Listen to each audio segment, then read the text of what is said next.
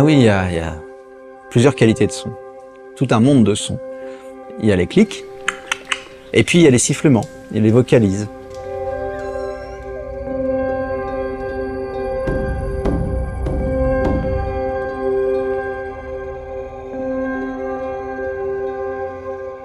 Les océans n'ont pas encore livré tous leurs secrets. Imaginez un peu, on en sait moins sur ce qui vit dans les fonds marins que sur ce qui se trouve à la surface de la Lune. Capable de s'enfoncer à plus de 1000 mètres sous la surface, le cachalot est l'un des super prédateurs les plus mystérieux de la planète. Le cachalot a de ça de formidable, c'est qu'il vit dans un autre monde, alors qu'il est sur la même planète, mais il vit réellement dans un autre monde. Notre savoir-faire et notre attention est de développer des systèmes sur des drones ou sur des bateaux qui vont dériver, des systèmes d'écoute qui permettent de calculer les positions des animaux qui sont en déplacement, en chasse, etc.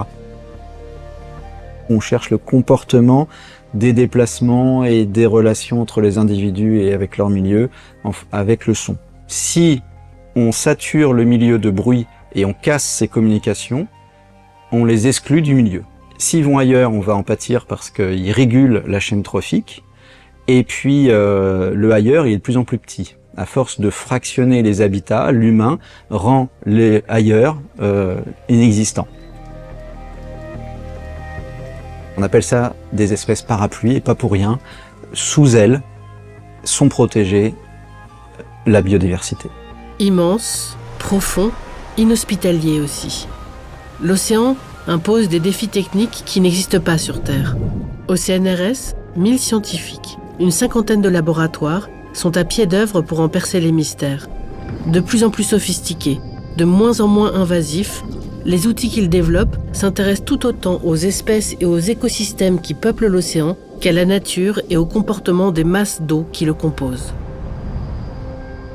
De l'infiniment grand à l'infiniment petit, les données acquises révolutionnent nos perceptions.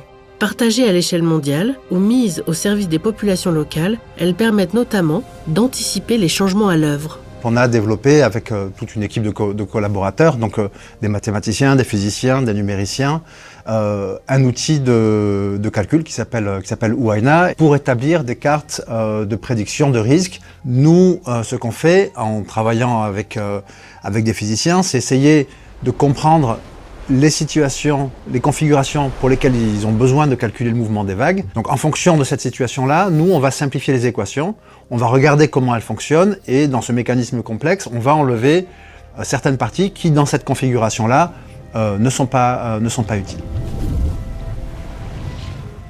Dans des endroits qui sont à risque, on peut comme ça simuler des conditions de tempête avec une houle extrême et évaluer les risques qu'il y a. On doit comprendre le langage des autres disciplines, comprendre leurs préoccupations, comprendre ce dont ils ont besoin, ce qu'ils sont capables de faire.